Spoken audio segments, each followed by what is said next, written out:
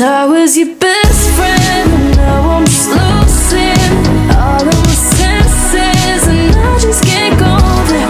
Yeah, I was your best friend, and now I'm just losing all of my senses, defenses. Yeah, I can't believe it. I'm getting feelings. I gotta leave this, and I just can't go there. Yeah, I was your best friend, and now I'm... Breathe out.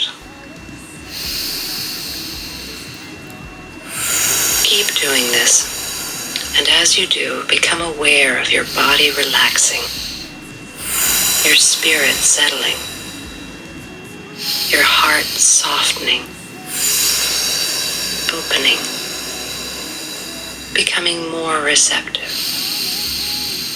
more attuned to God's voice and presence.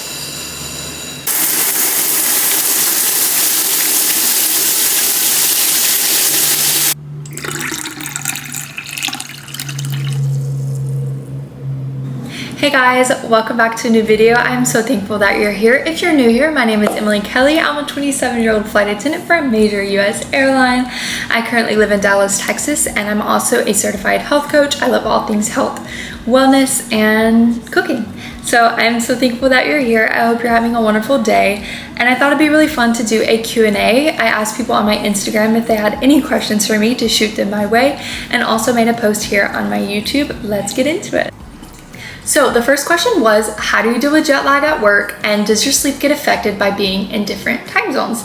Yes and yes. I will say though that 99.9% of the flights that I work are domestic within the US, so the only time differences I'm really dealing with are from 1 to 3 hours. But that still affects me, and I will tell you how after. But here's some jet lag tips and things that have really made a difference for me.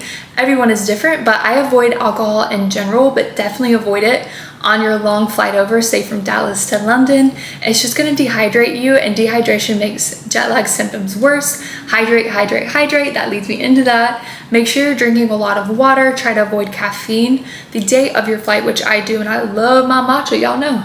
But I avoid it the day of a long flight, and that has made a big difference with me taking a nap on the flight over, which brings me to get a silk sleep mask so you can sleep on the flight over, get a little nap in so you can hit the ground running.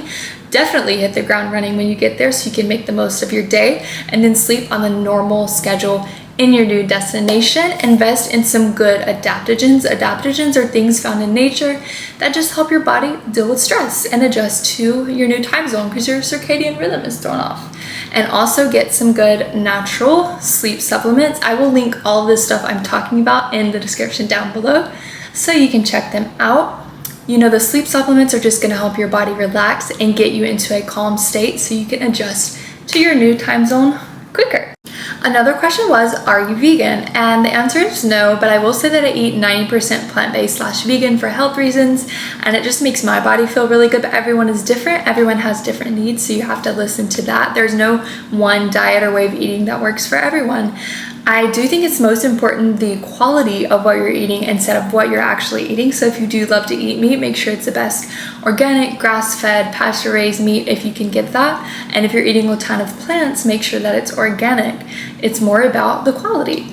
Someone else asked, do you follow an exercise program? You look super fit. First of all, thank you so much. That is really, really sweet. Because obviously we're our own worst critics, and I can be really, really hard on myself and beat myself up. So that's just very flattering and makes me feel good. Thank you.